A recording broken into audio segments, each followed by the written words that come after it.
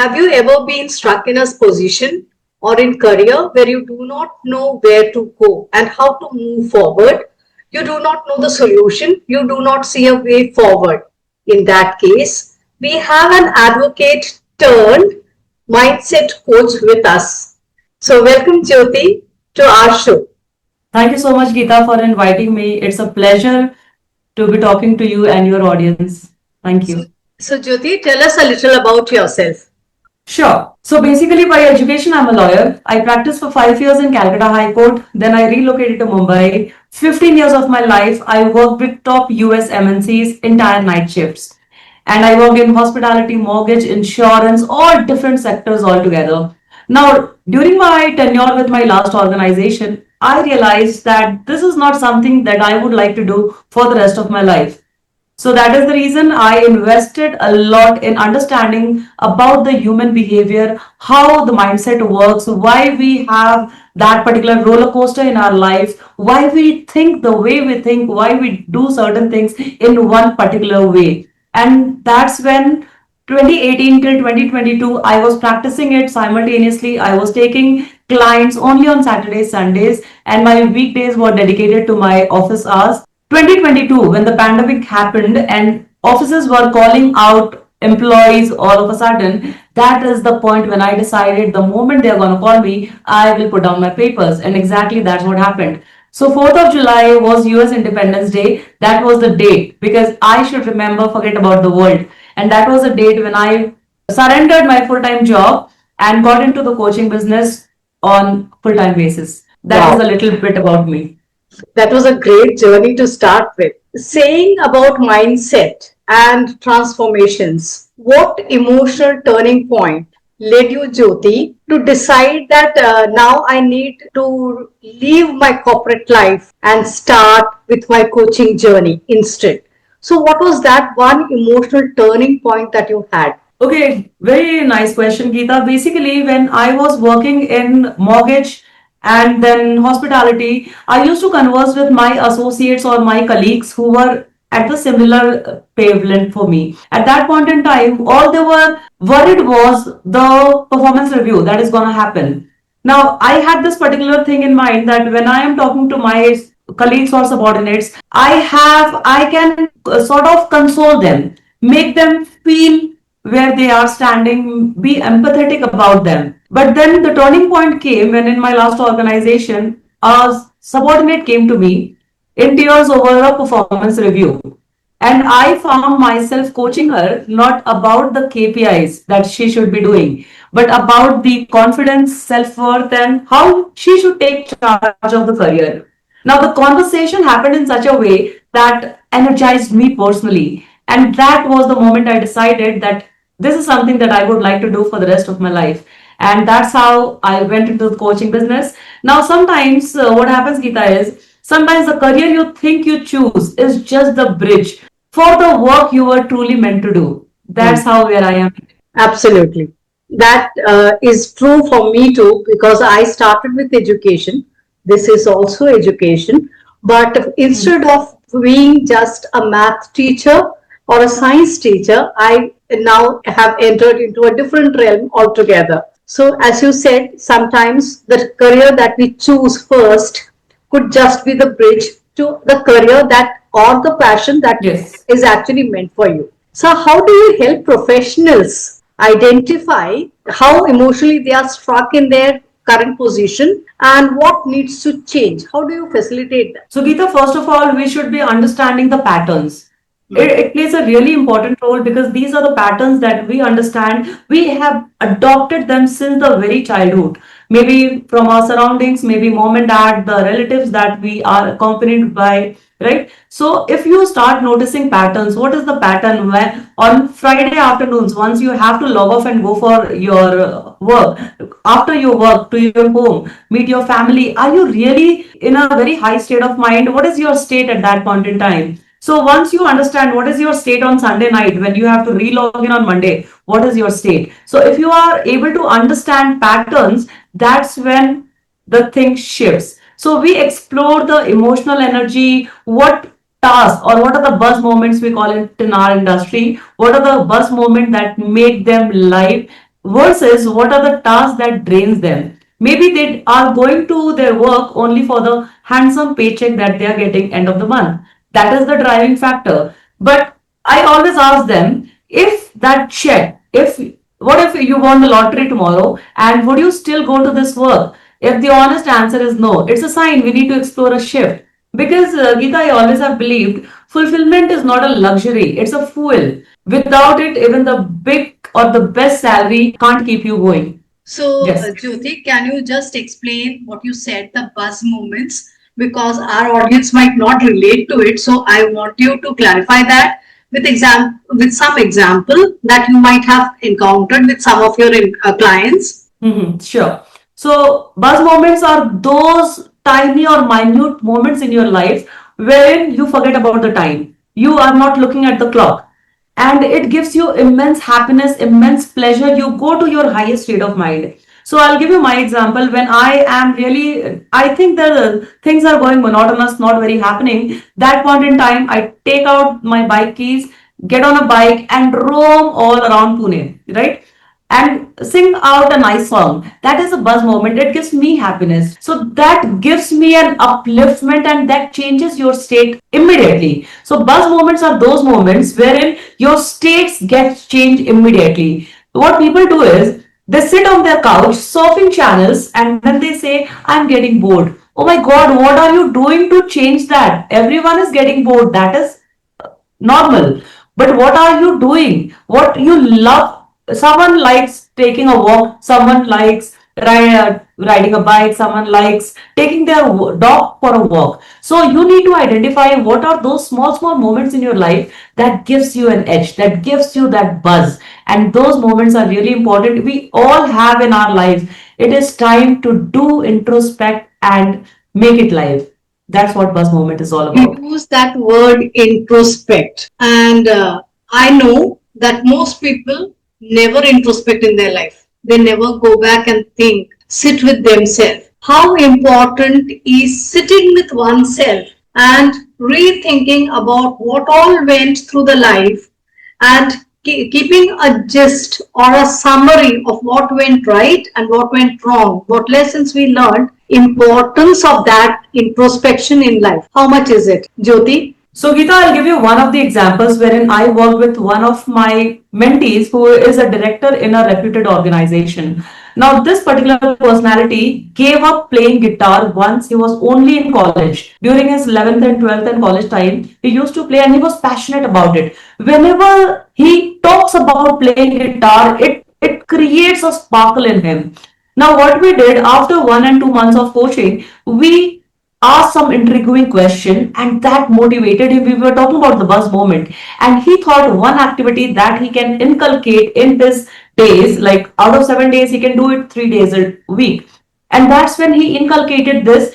His state of mind automatically changed. He was like very monotonous and all of a sudden he started joining the groups who were playing guitar. He started attending those sessions on Saturdays and he started recording it, creating it on his leisure time. And now his YouTube is filled with those small songs, 2 minutes, 5 minutes, and that is a buzz moment. Even watching him playing live, that is a buzz moment for him. So anyone who is passionate about anything, whatever sparkle their eyes, that is a buzz moment. You need to identify, sit down with yourself, not with any damn person in the universe. Sit down with yourself and figure out what is that one moment wherein you just lost track of time. So when we say that, Jyoti, it is more about self-introspection as well. We need to sit with ourselves, relook and relearn from whatever experiences we had in our life. How important is self-introspection in your mindset journey? I tell you, Geeta. So there is a famous proverb from Sadhguru. It's not a proverb or a statement. He says, if you are alone and you are getting bored, that means you are in a wrong company. In today's days, what people do is if they do not have anyone around, like spouse, children, or any friend to talk to, they think they are getting bored. So, what is something that is missing inside of you? Why you are not happy with your own state of mind, with your own self? And that's where the power of asking question to yourself is really important. When you ask yourself, Why don't I like sitting alone? What is there something about me which I don't like, which is something that I would like to change? What is that one single activity I love doing which I gave up 10 or 12 or 15 years back? So once you are into a habit of getting on onto these things, automatically you start loving your own company. And introspection is also important when you talk about decision making, whether you should do something or not. What happens is we are so dependent on our colleagues, our bosses, our subordinates, our family members, that even for important decisions like life partner, for important decisions while taking up this job or this government job that your parents always wanted for you don't ask yourself, is it truly that you want? So I have met engineers who became an engineer just because their dad wanted, just because their mother wanted. That is the reason for you to waste your entire life. And in contrast to that, that person wanted to become a lawyer, that person wanted to become a doctor. So that's where the introspection comes in. What do you want? Because your mom and your dad and your family members will not be unhappy if you are successful, even being a chef. There are successful chefs in India as well, right? So it is not about what you should be doing following the herd, what you should be doing following your heart. That is important. Absolutely. As you said, follow your heart, and then everything starts to fall in place. So, what role does emotional intelligence play in navigating office politics and toxic relationships and leaderships in the workplace? And have you had clients facing them, and how do you navigate them?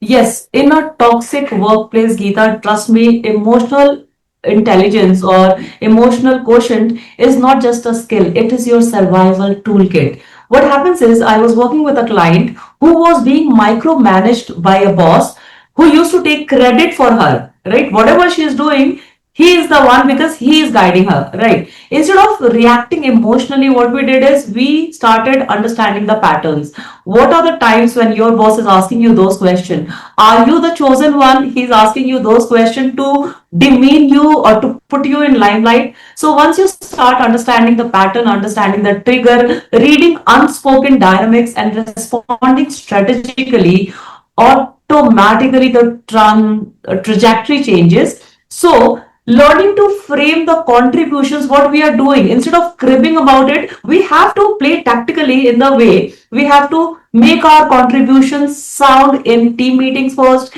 and also whenever there is a huddle going on or whenever there's a board meeting, that's when you have to frame your contributions. And within months you will not be seen as a complainer and you will be seen as a problem solver. Emotional intelligence is not about being nice, it's about being wise in how you respond to situations. Absolutely, absolutely, Jyoti. As you said, it is not about cribbing about the problem, but being the problem solver.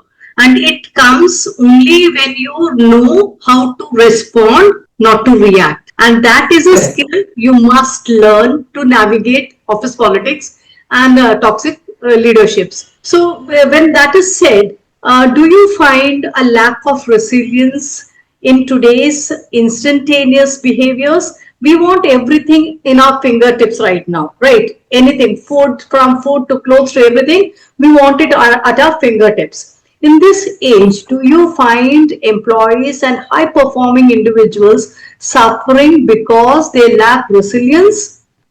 So basically, Geeta, if we talk about resilience, resilience is built like a muscle. You have to build it with consistent practice, with consistent efforts, small consistent efforts every day when you go to work. What is that one simple task that you are doing without someone sitting on your head? So what I do is I teach clients to create anchor habits, as in your grounding rituals. What is your morning to-do list? What is something that you love doing? Taking a walk in the park and journaling to process uncertainty. And after a certain period of time, that strength that will become a strength inventory to remind yourself of your past wins, right? So transitions can be like a parachute, you can say. You pack every day, but all of a sudden you know that you have the strength to take it forward. So resilience is less about bouncing back and more about bouncing forward with wisdom. That is important.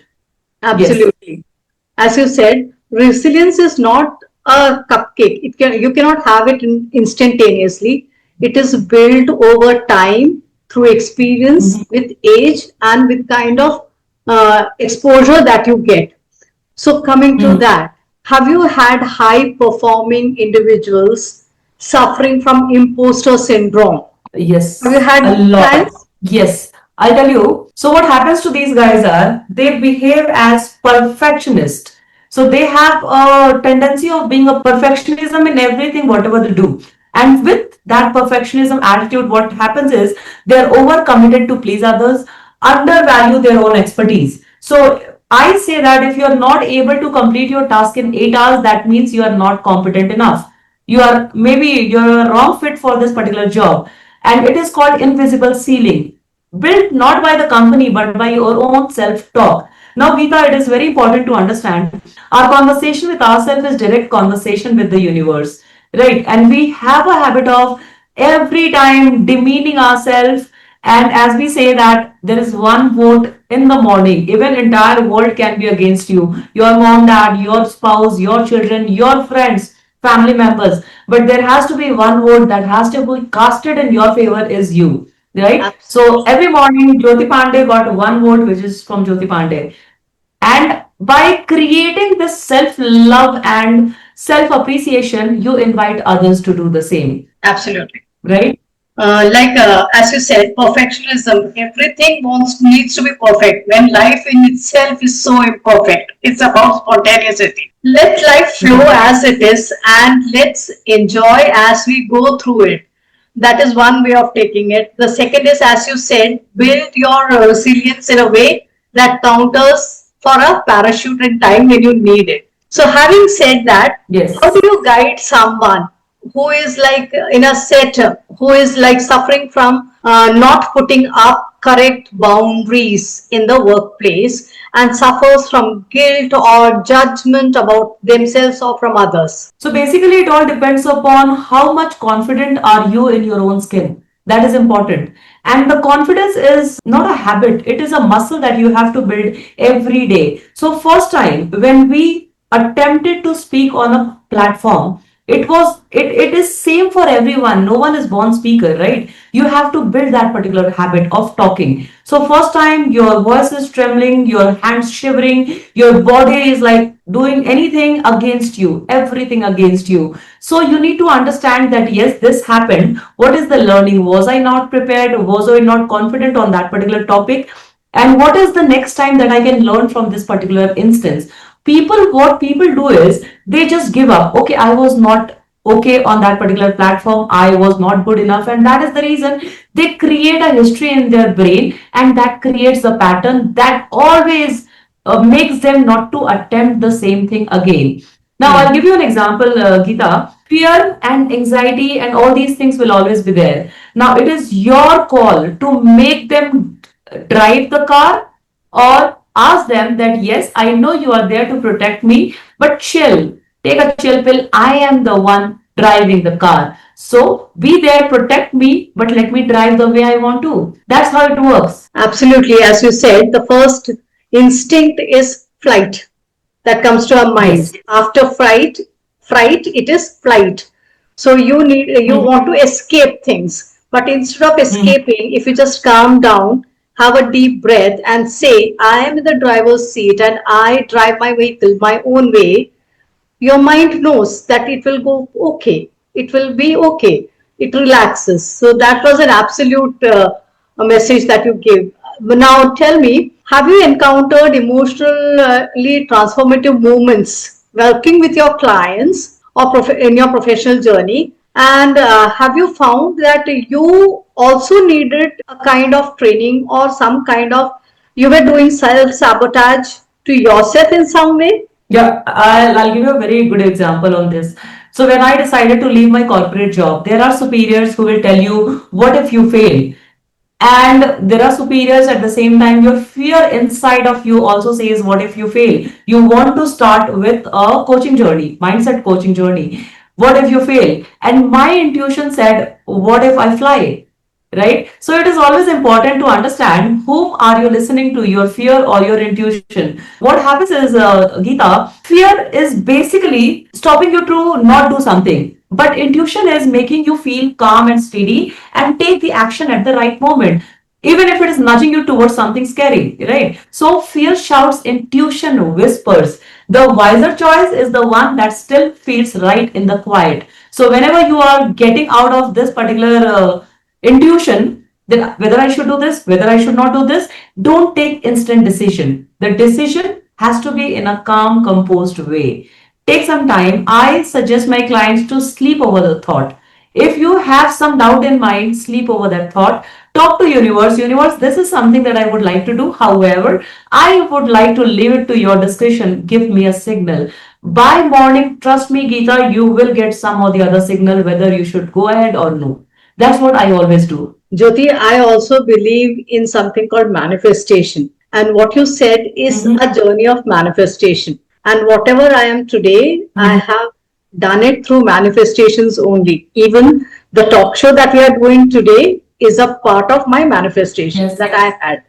So, as I said in the morning with the message that I dreamt of having you on my talk show and doing it. So, we are doing it today. So, you rightfully said the intention that you set before your sleep, and if you want an answer from the universe gives it. I back it up with my experience. Yes. And I believe that that is one way of getting where you really want to go and in the right direction. Coming to that, can you narrate an incident or one of your clients' transformational journey which inspired you as well? Yeah, it's a very important, beautiful journey. So right now I'm working with a client who is 62 years of age. When he came to me, he was like looking for a job.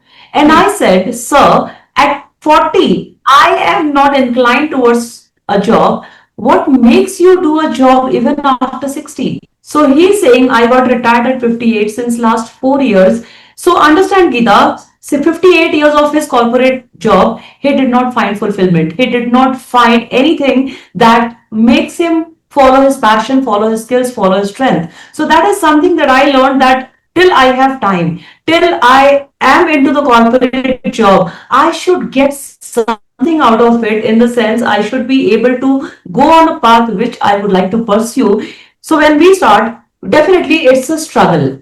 Entrepreneurship is a struggle. Everyone knows. Otherwise, 90% of the people, instead of being a job professional, they should have entrepreneurs, right? And that is the reason people are not entrepreneurs. So I take pride in saying that I'm an entrepreneur right now. Now, when you get step on the journey, it is like you have to do something for free initially. Now, if you have to do something for free and it still excites you, motivates you, inspires you, that is your true calling. So I can talk to people, I can motivate them, I can get the what is there inside of them which has not been touched based upon even by their family members, their spouse, colleagues, or superiors, subordinates, anyone. I can tap into that energy and I can make them vomit what is inside of them, what is stopping them, what they really want to do. Once you are into that journey, that is really amazing and that's really exciting. Beautiful. So, coming to that, I want three important questions from you. You being the expert in mindset in and career transition, I want three answers from you for my audience. First, how do you know that it is time to move over from your current position or current job? Oh, great question, Geeta. Once you are confident in your skills, in your strength, and you have worked, given it considerable amount of time. So I don't suggest anyone to leave their full-time job because that is giving you food and shelter. That is important for survival. There are a lot of people, instead of taking home loan, car loan, they have taken marriages loan. And I feel very devastated on looking at the marriage is already spoiled. The marriage, the girl has gone somewhere else. But this person is already paying 8.5 lakhs loan that he took for the marriage. So it is not about leaving your full-time job. It's about building on something simultaneously. Now, no one can say that they are working 5 days a week and 2 days they are not getting to work on their passion. Working on your passion, when your passion is giving you that much amount which is equivalent to your salary, that is the moment when you should leave your job. But yes, starting working on your passion is something that you need to really figure out right now, right at the moment. Okay, first question answered. I want the second one. How do you know that the transition that you're going to make is the right one? Awesome. So I always have believed, do not take a right decision. Take a decision and make it right. Okay. So any point in the world, you will not be able to understand whether this is right or this is wrong. This is right to you right now. After 5 years down the line, this may not be right for you. So first is asking yourself, do I need to do something about it? Am I really interested in doing this? If the answer is yes, go with your intuition. Your gut is really powerful. That is important. Okay, the last one. When the transition is made, obviously you cannot work with the the mindset that you previously had. You need to have a right mindset for the current job now, for the new job. That means a total mindset shift and a new perspective too. How do you work on it? Yeah, so you need to understand, Geeta, whatever took you to this level, you already or you have applied all the knowledge. That is the reason you are to this level. Now, from this level, if you want to go to this level, you need to learn something, upskill something. Having said that, even the best cricketers, best footballers, best sports person have a coach by them. Now, if you talk about do I know something? Yes, I know something because knowledge is everywhere on Google, Chrome, and now we are living in an age of AI, right? So knowledge without implementation is just information. You may have all the knowledge in the universe, but till the time there is no accountability partner, there is not someone who is hand holding you towards the right direction, you will not be able to achieve that goal. So it is important to have that accountability partner with you, and that's how you scale. So people in India, it's a notion that if you are going to a coach, that means there is some mental problem. It's not like that. You have to change the perspective, you have to change the lenses so that the scenario in front of you changes. That is the ultimate motive why we are having this conversation, right? When you say that, Jyoti, in India, we have a notion that whoever goes to a coach or a mentor needs medical attention. Actually, that is not the case. You should have a mentor or a coach to guide you so that you do not waste 20-25 years of your life figuring out. They can guide you because they have already figured it out and can make it easy for you. So I would love to Yes. know one final message that you would love to give our audience. Yeah, very important is have some self-worth. Do not depend on your parents, your family, your spouse, your colleagues, your superiors, your subordinates, because self-worth is something that comes from inside.